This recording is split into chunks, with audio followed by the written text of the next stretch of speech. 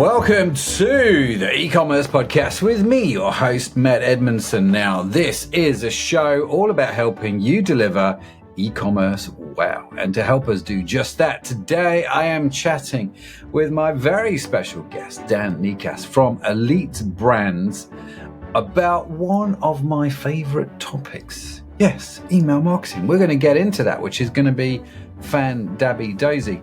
Now, before we do, let me just say a very warm welcome to you. If this is your first time with us here on eCommerce Podcast, it's great that you've chosen to join us today, and hopefully you'll get some insane value from the podcast, enough to hit the like and subscribe button and do all of that good stuff. Share it out there. If you are returning and one of our regular listeners, a very, very warm welcome to you. If you are a regular listener and you haven't connected with me on LinkedIn yet and said, how's it? Come and do that. I would love to hear from you, hear your story, or just reach out to me on social media. I'd love to hear it. Just go find Matt Edmondson. You'll see me, and I'm there. So do come and connect. Now, let's talk about today's guest, Dan Nikas, a former, check this out, right? A former homicide detective.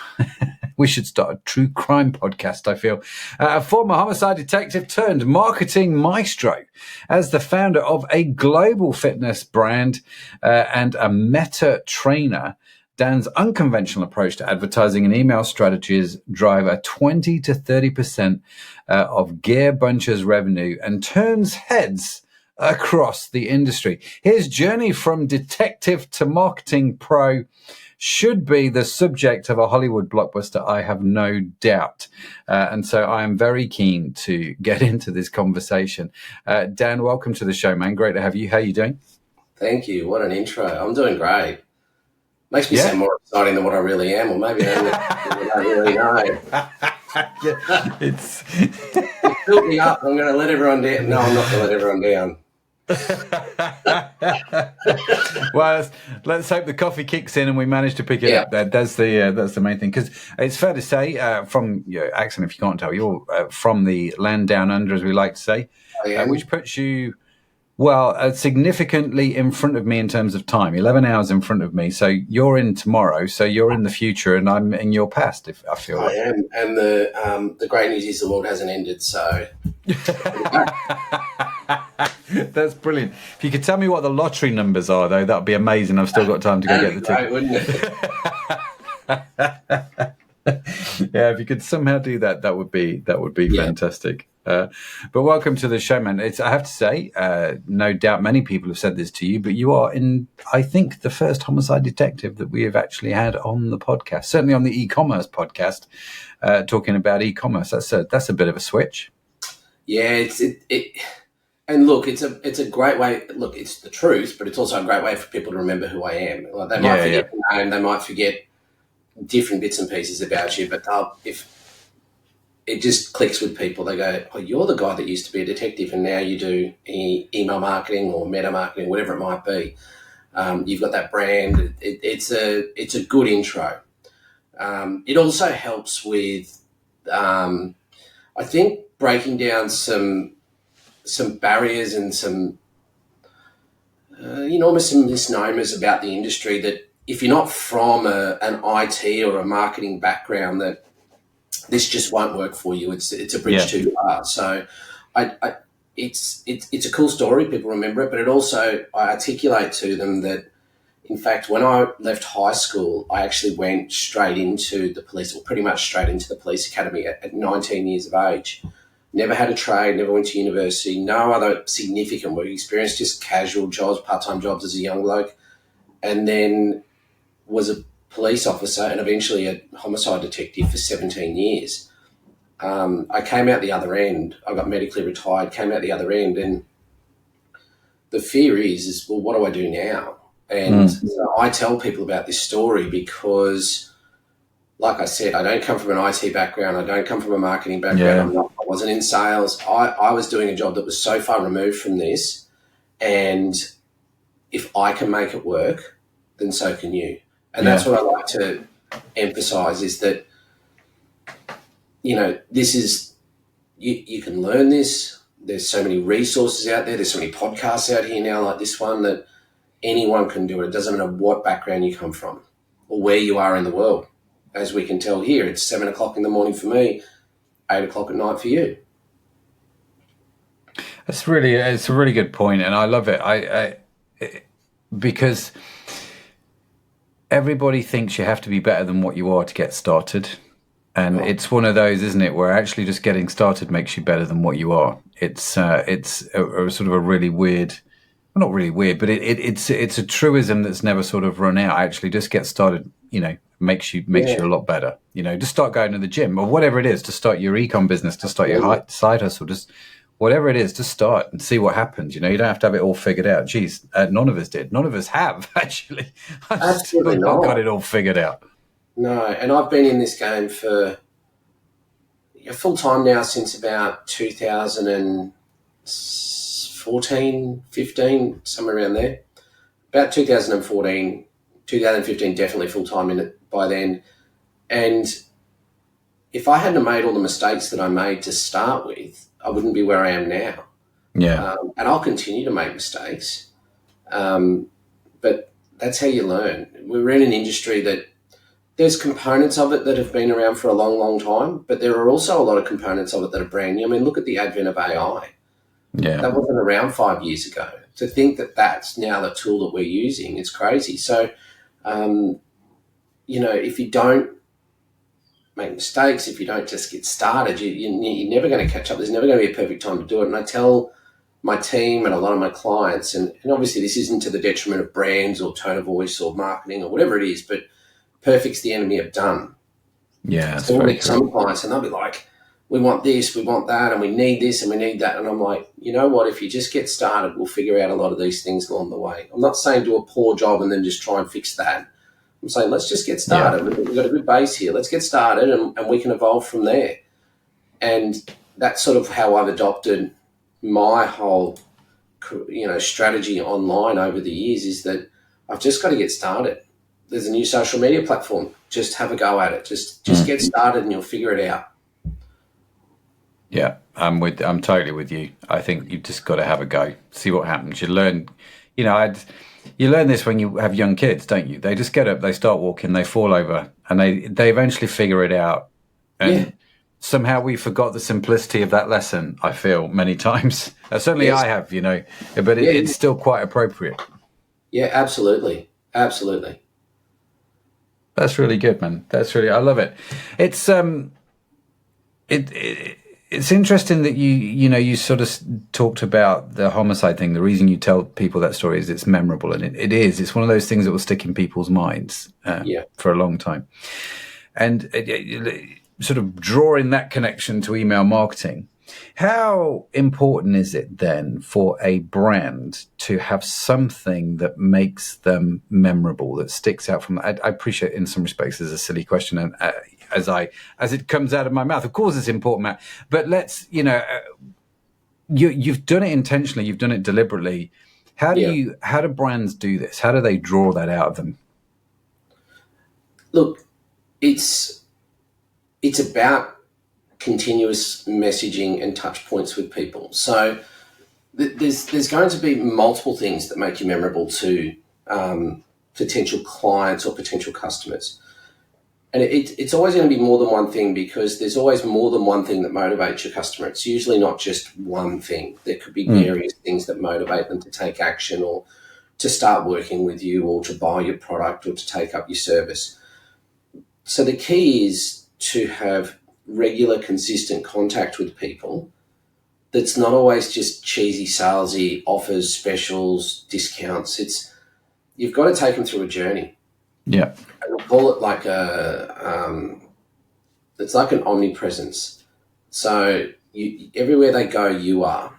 And every time they see you, hear you, read about you, it's going to be touching on, we'll call them a unique selling proposition, or a pillar of your brand, or something that makes you different.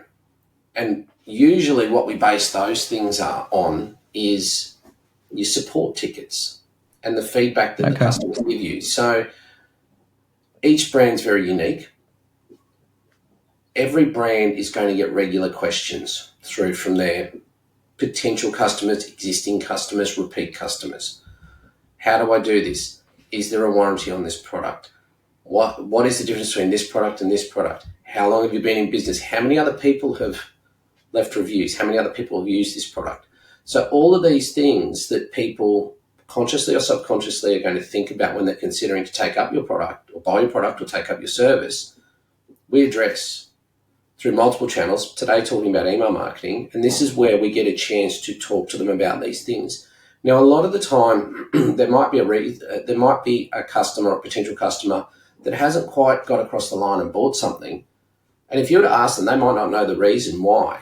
It could be a subconscious reason that, you know, they're not sure whether it will work for them in the particular way, or, you know, they're not sure of the quality. They want to know where it comes from, where it's made, how many other people have used it. So we address all of these things and all of these points that we've generated from either the experience of the brand owner or the support tickets that regularly come in, sort of like your FAQ section, but we articulate it in emails in a nice way. Whether that's sending them to demonstration videos, showing them what the amount of reviews that we've had, people actually using the products, success stories. We own the data, we own the channel, we might as well utilize it and leverage it as best we can. And that's how we make ourselves different. It's not just ads trying to sell stuff to you all the time. We actually talk to people. Yeah. I love it. We've mentioned this on the show before, but I have this theory about being a digital David, you know, the story of David and Goliath and the small guy taking on the big giant. And in e-commerce, you can often feel like that, you know, with Amazon and Walmart and the big guys doing what they're doing. And I think one of the tools in our arsenal, for want of a better expression, Dan, is actually us. So, you know, Amazon can go get the same product or a similar product. They might be able to do it cheaper. They might offer better shipping. What they can't do is they can't do you. They can't do your brand voice. They can't tell your story. They can't do the videos that you do, which demo the product and connect with the customers. They can't write emails the way that you write emails. It's that thing, isn't it? That uniqueness that is authentically you is one of the standout features that I don't know. I sometimes I wonder if we utilize that enough in our marketing. You're spot on. And most of the clients that we work with, and even myself included, we tend to gravitate towards offering products or services in an industry or niche that we're passionate about. You know, that is that David versus Goliath analogy. Goliath doesn't care. Goliath is just trying to get sales. Whereas we're actually passionate. We enjoy talking about it. I'm on a podcast at 7:00 in the morning on a Friday talking to you about email marketing because I actually really enjoy doing it. It doesn't feel like work to me. It's not like I woke up this morning and I'm like, oh man, I got to go talk to this guy online. Like, I actually genuinely enjoy talking about it. And that's my passion. So if you can leverage that and let people know that, hey, this is what I'm interested in, then that's going to resonate a lot more with them. Yeah. Like you said, doing videos, like I'll share this everywhere because I enjoy talking about it and I know that my audience will enjoy listening to it. Yeah. So no different to selling products. Let's just say you love your coffee. We've got a coffee brand that we work with. You love your coffee. You're not just trying to sell coffee, you know, you're telling them how much you love coffee.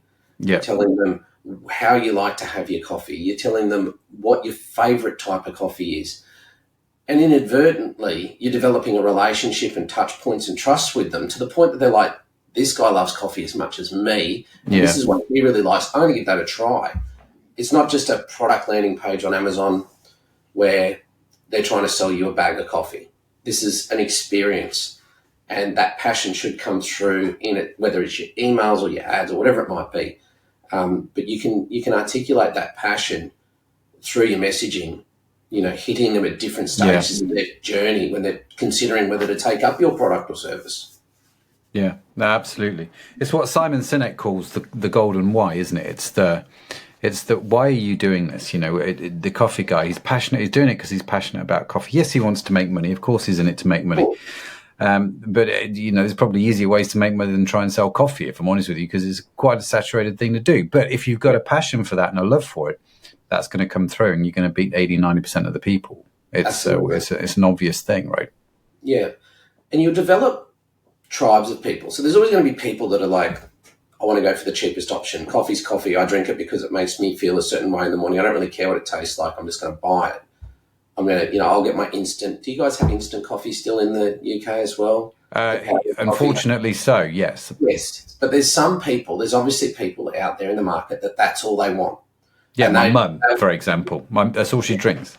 They'll scoff at us paying X amount for a bag of coffee, or going and buying a coffee from a cafe and paying $5 for a cup of coffee or whatever it might be, because you can get it for like 3 cents in a teaspoon.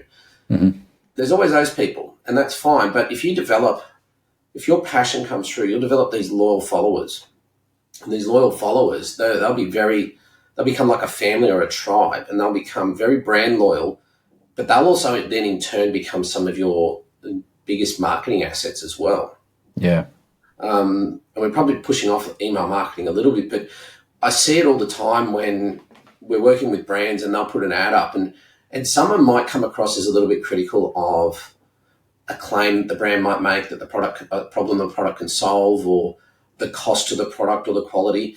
And what we often see is that in the comments on those posts or ads, the loyal tribe actually come to the protection of the brand. Yeah. And they'll be like, yeah, it might cost more than this, but I get it for this reason. Or no, you're way off. This product does do exactly that. I love it. I've been buying this coffee for X amount of years now. I will not try anything. They will become your brand ambassadors and also one of your best marketing tools, because that cannot be made. That cannot be bought. That is just genuine people, and that shows through. Well, these are the same people that forward your emails on to somebody else, aren't they? And grow your business that way. Yeah. This idea of being memorable, being unique, but being authentic. Finding your what affectionately has become known as your brand voice, which is just very posh, your tone of voice. In email marketing, Dan, one of the things that is apparently obvious when I open my email program in the morning and download the copious amounts of emails that people have sent me during the night is 98% of them are voiceless, toneless, AI, average nonsense. And you can tell it's AI straight away because the word dive will be in there. Do you know what I mean? Or there'll be a phrase with a colon, and you can, everyone spots these sort of AI-isms now.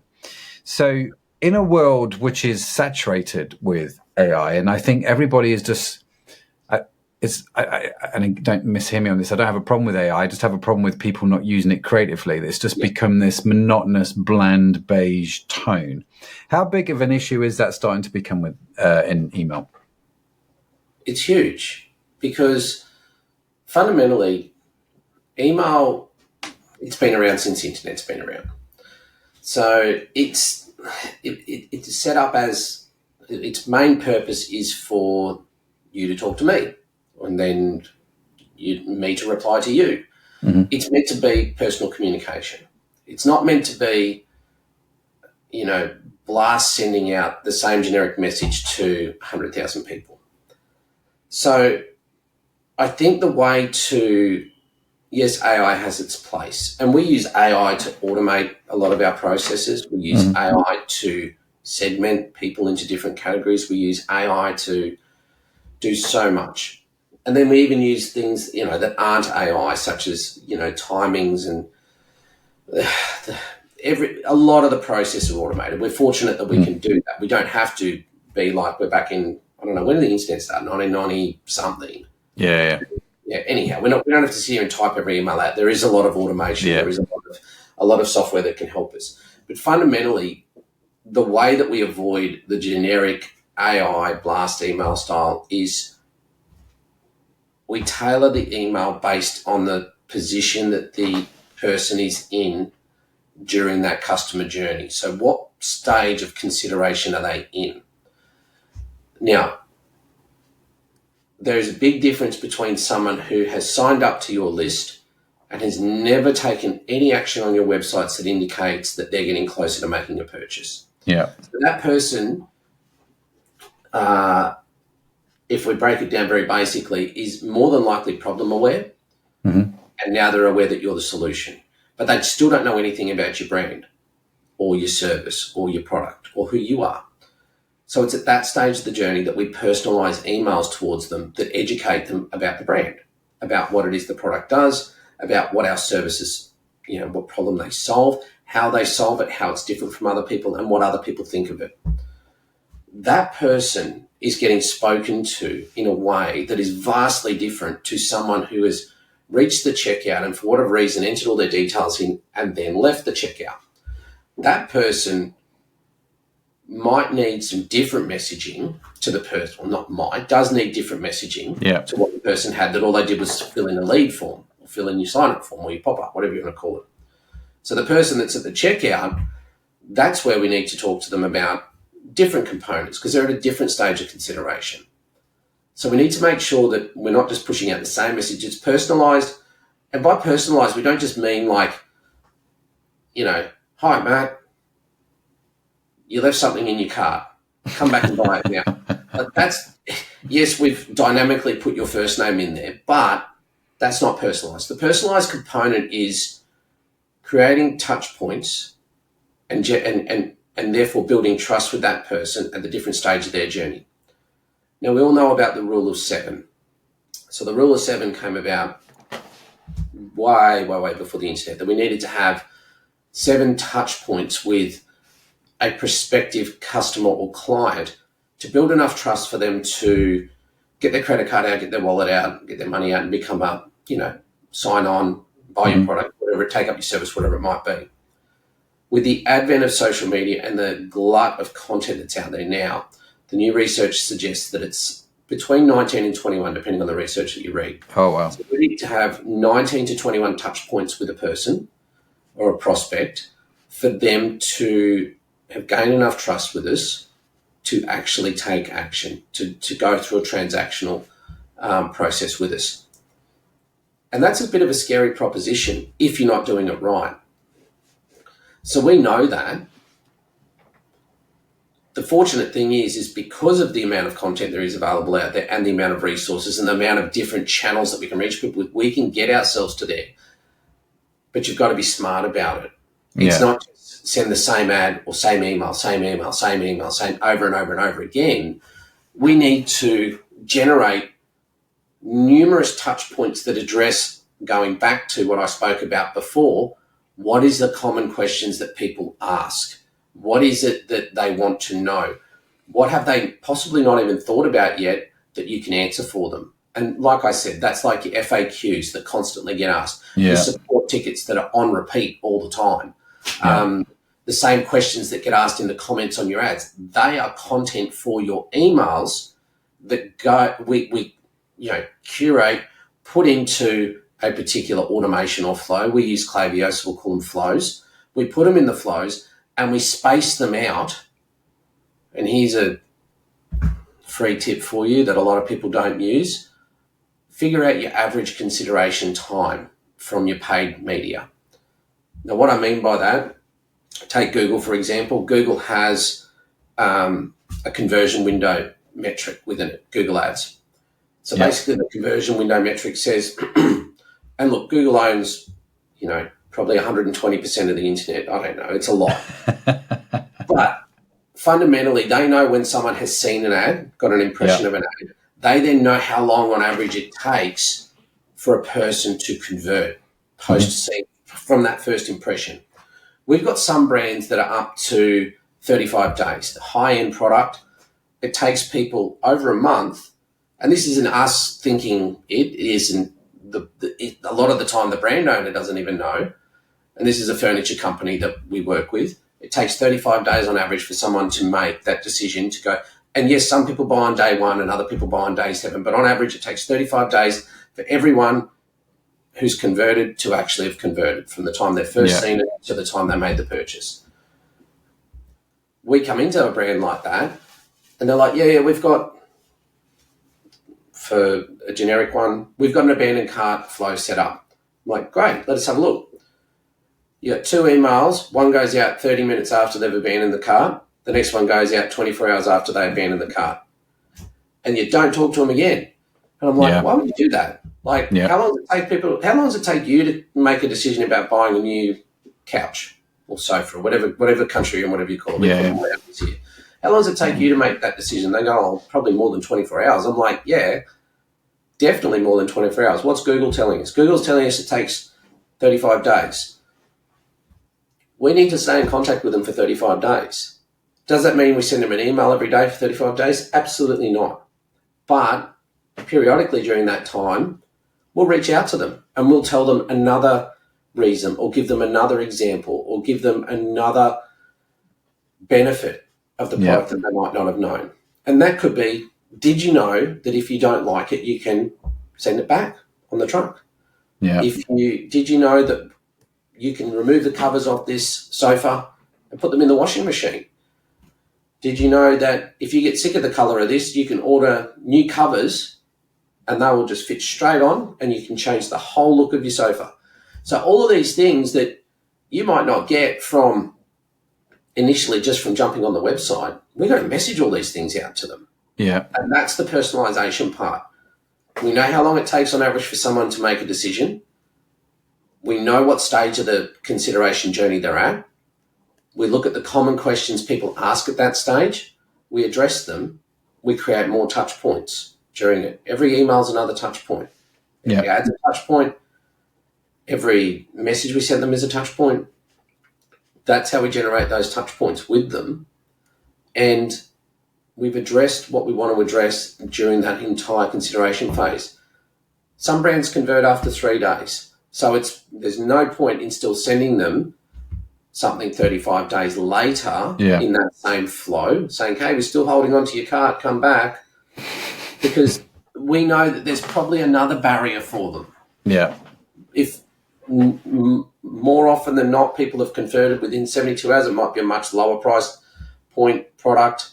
If we know people have converted very quickly there, then that's, there's no point continuing that on for 35 days. So this is that, this is the personalization. This is the stuff that AI can't do for you. Yeah. This is talk to the people about their brand voice, talk to them about their ideal customer, how long it takes them to make these decisions, and write copy around that and time them out correctly. Oh, I love it. I think I've never heard anyone connect email with the Google conversion metric before. I think that's quite a unique thing. Almost as unique as being a homicide detective. But I get what you're saying, and it sounds remarkably sensible. It doesn't really sound a compliment when you say that. It is remarkably sensible, but actually, it really is. It really is. And this is probably coming from a very, very different background. I was thinking about things differently when I came into this game, and a lot of the things that I did, I thought everyone else was doing. And it turned out when I talked to people that I was doing things very differently. Because, and this is no offense to podcasts or courses or gurus or anything like that, because there is a place for all of them. If we don't have people coming into the game that are thinking of things differently or looking at them through a different lens, then we're all going to be doing the same stuff over and over again. Yeah. So I would look at things and I'd be like, well, everyone's saying that my abandoned cart flow, I'll go back to that example, should be for 7 days.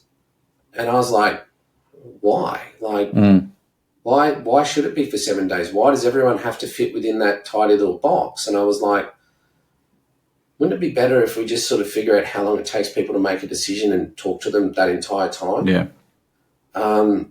So I was like, well, where can I get this data from? Facebook doesn't have it.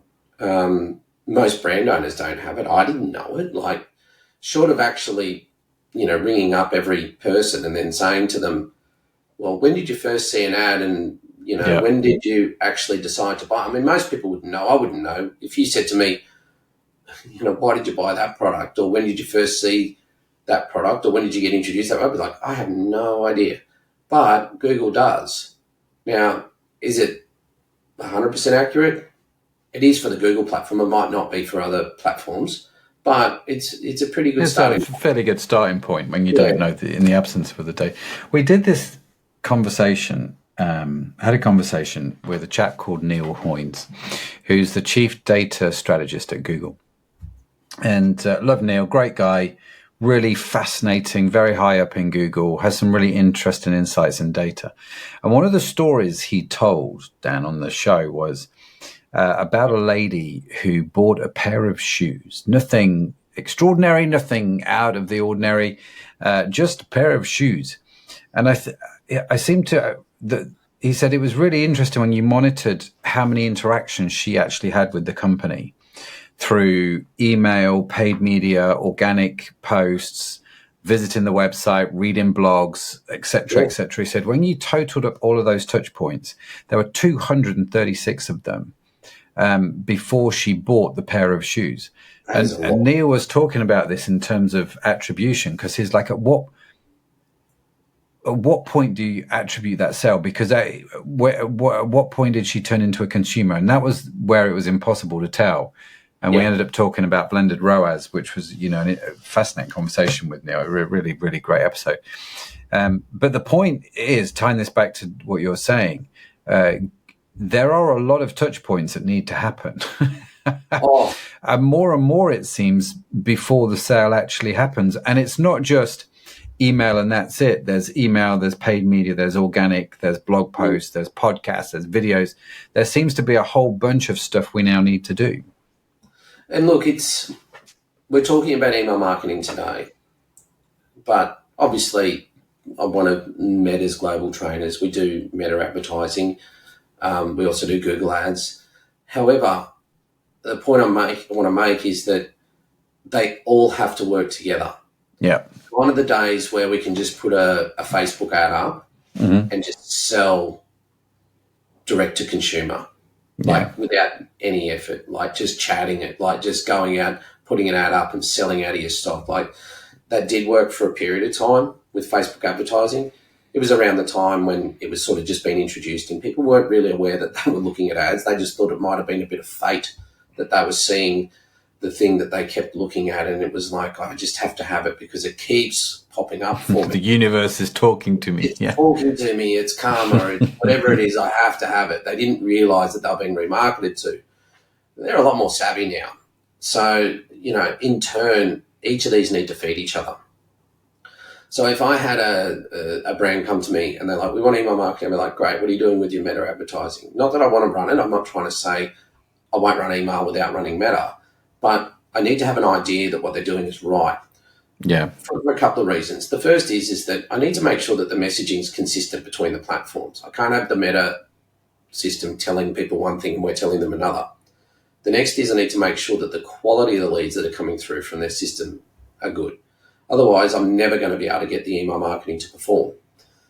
The next is that I want to be able to feed that data back in from the email marketing back into Meta to enrich the data held within platform there to help the algorithm go out and find. So it becomes this flywheel, but there's a bridge between Meta, Google, email back to Google, Google back to Meta, Meta down to, you get the idea. It's just a whole system now.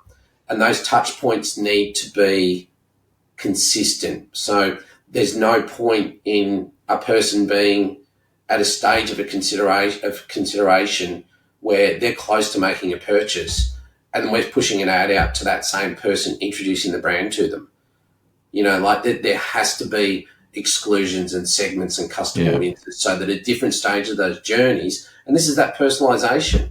The person doesn't need to know that you sell coffee if they know you sell coffee. They've already got to the point where they just can't decide which type they want. Well, then you need to serve content to them that talks to them about the different types of coffee, not that the fact that, hey, did you know that we sell coffee? They know that part. And that's kind of frustrating. And they'll just keep scrolling through that. But if we can have a consistent messaging that no matter which platform they're on, whether they're on, a Google network or if they're on Meta or Instagram, Facebook, or they're on email marketing, they're getting served with a similar message because of the stage of the journey that they're at. and it has to be all connected. And if they're just very ad hoc about their paid media, well, there's going to be inconsistencies, and our email marketing is not going to work as well. Yeah, no, it's very powerful and very helpful, and I'm as you're talking, I'm thinking, well, here's the detective coming out, because you're thinking big picture, you're connecting everything together, aren't you? And I was having coffee with a friend of mine. I'd not seen him for 25 years. Wow. And we were at uni together, and we had a coffee last week. And turns out, Dan, I ended up employing his son without realizing it at one of our ecom businesses. He's a student, and he came and did some summer work for us. Wow. In the warehouse.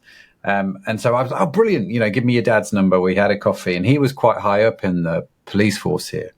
And I chatting with him last week. I said, one of the questions I asked him is actually, from the murders that happen, how many of them get solved? Because in my head, it's probably not many. And he says, oh, most of them, just about all of them actually get solved, because there are some standard principles which we follow, and we just keep talking to people until we figure it out. Yeah. And he says it's usually someone they know, and but it strikes me that actually this, seeing the bigger picture, just talking to people, finding out all the information, putting it all together, created quite a successful solve in many a case for these guys. And I'm so as you're talking, I'm like, I can see why you'd want to do this. Can I ask, on a practical basis, we're talking about these touch points and the emails you're sending out. Is it one email, one point? Is that what you're doing? So one email talks about how to choose the perfect coffee roast. Another email talks about the difference in coffee, but you appreciate I'm a non-coffee drinker, so I'm going to talk absolute nonsense. But do you know what I mean? Are you doing one email which covers 10 points? Or are you doing an email per point and keeping it clean? Yeah. So look, I think keeping it clean is the key. And this is a constant balance that we have to find with brand owners. People don't read, they scan. It's probably the simplest way that I put it. And we're trained to do that now because of social media. Mm-hmm. So I think the latest analogy that I was told when I was last at Meta offices is that they've figured out that people scroll through the height of the Eiffel Tower worth of news feed every day. Holy moly. Okay. Yeah. And when you think about the time you're there just scrolling, you're not reading all of that. A lot of it is scanning. So people don't read, they scan. If we give them too many things to scan all at once, it's going to get lost on them. Yeah. So this is the balance that we try to talk to our clients about, is that we need to give people one job. And that one job is to learn about that particular point, or take this certain action, or go to the website. So we want to give them one job, keeping in mind that people don't read, they scan. So if we give them an email that looks like, you remember magazines, like they don't really see them anymore, but they used to have a glossy magazine page, and it would be almost like a sales letter disguised as a story, as an article within the magazine. But it would have so much on it. Now, people try to replicate that on email now, and they'll try to have 5 different unique selling propositions in an email that scrolls forever. It's full of images. It looks brilliant. It looks great, but it's not going to serve the purpose. We want to give people one job, and that might be to learn about that particular point that we're trying to articulate to them. We can reinforce that one point by sending them through to the website where there might be more information. We're not trying to sell them the house on the email. We're trying to get them to learn and acknowledge that this is one point that they need to know. And if they want to learn more, they can go to the website and learn more about that one point, or they can click through and watch a video on that. The email shouldn't do the heavy lifting. The email is to educate them, make them aware of it.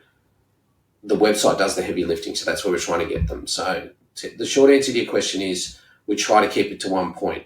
There will be other components within an email that do reinforce things like the amount of social proof we might have, or the amount of reviews we might have, and we see that in headers and footers. Over 10,000 plus 5-star reviews. Like that is a point that we're making to them, that people like the product and they genuinely review it in a positive light.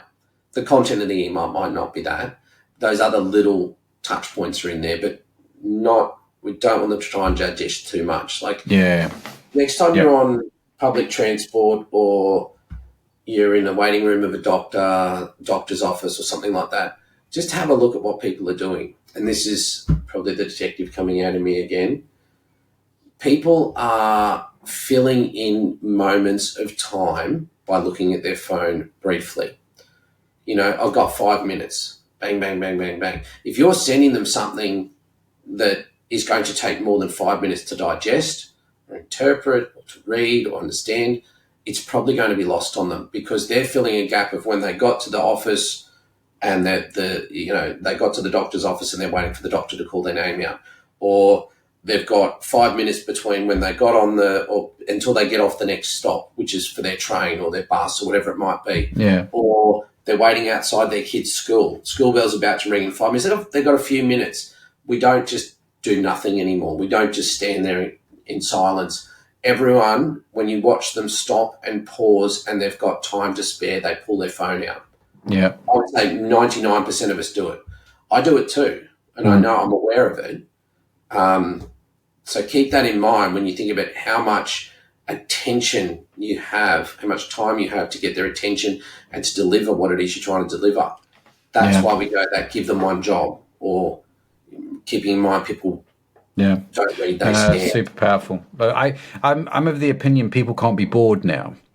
We don't like boredom, and so we fill in the gap. So if my email's boring, they are definitely scanning past it, right? Because the one thing we don't want to do is be bored. We've earned the right not to be bored now. Whereas when I was a kid, boredom was just part of life, right? And so it's a very, very different world. Dan, listen, I'm aware of time, brother, and I feel like I'm just sort of scratching the surface, as I always do in these kind of conversations. Let me digress slightly. This is where I ask you for a question for Matt, and I'm going to answer the question on my social media. So what's your question for me? Started off with the phrase, Matt, my question for you is... Right. Matt, my question for you is, how do you offer something unique to customers without cheapening your brand through discounts and offers? Very good. Love that question. If you want to hear my answer to that question, come follow me on social media at Matt Edmondson on LinkedIn or Instagram, and I will post the answer there soon. Dan, listen, thoroughly enjoyed the conversation, man. And like I say, I feel like we're just getting warmed up. I'm just always limbering at this point. And I'm like, well, I just want to know about this, and this. There are going to be a million questions I'm sure that people listening to the podcast have got. So if they want to reach out to you, if they want to connect with you, what is the best way to do just that? Look, you can get me at dan@elitebrands.org. I'm very big on replying to emails, interacting with people via email. That's kind of what I do. I've also got a website called elitebrands.org. On there's contact pages, there's links to all our socials. And if you want to learn a little bit more about what it is we do, just feel free to click on one of the links there and ask the question. Fantastic. We will, of course, put those links in the show notes as well. No, absolutely. Thank you for coming on. Do check out elitebrands.org if you want to know more about Dan and what he does, find out a bit more about the whole email marketing thing. What I can tell you is, dear listener, when we had, because you do the audit thing, I noticed on your website, don't you? We had Dan Badai do an audit on our email for one of our companies a few years ago. Transformed an awful lot, let me tell you. So very much worth doing. Do check it out. Go check out Elite Brands because I'm sure it'll be a very, very welcome thing for you and give you some really great insights. So do go and do that. But Dan, thank you so much for coming on the show, man. I have pages of notes, old-fashioned notes, handwritten notes, you'll be pleased to know. Yeah, I am the very definition of old school, I feel like. Sometimes I call myself the e-commerce dinosaur because I feel like I've been around since the beginning of time on this whole market thing. But it's been an absolute joy, man. Really appreciate your time. Thank you so much for coming on. No worries. Thanks for having me on. Oh, no worries. Love that. No worries, mate. Deep apologies to everyone who lives in Australia with my very lousy Australian accent. Of course, like I said, we're going to link to Dan's info in the show notes, which you can get along for free with the transcript at ecommercepodcast.net. It will be coming direct to your inbox if you sign up to the newsletter. And of course, you can just simply scroll down in your podcast app that you're listening to this show on, or if you're on YouTube, just go into the description. All the links will be there as well. But a huge thanks again to Dan for coming on today. In fact, let me do this. There we go. Yes. That was fantastic. Now, be sure to follow the e-commerce podcast wherever you get your podcasts from, because we've got some more great conversations coming up, and I don't want you to miss any of them. And in case no one has told you yet today, let me be the first. You are awesome. Yes, you are. Created awesome. It's just a burden you have to bear. Dan's got to bear it. I've got to bear it. You've got to bear it as well. Now, the e-commerce podcast is produced by PodJunction. You can find our entire episodes on your favorite podcast app. Big shout out to Josh Edmondson, who wrote the theme music. And as I mentioned, everything's on the website at ecommercepodcast.net. But that's it from me. That's it from Dan. Thank you so much for joining us. Have a fantastic week wherever you are in the world. I'll see you next time. Bye for now.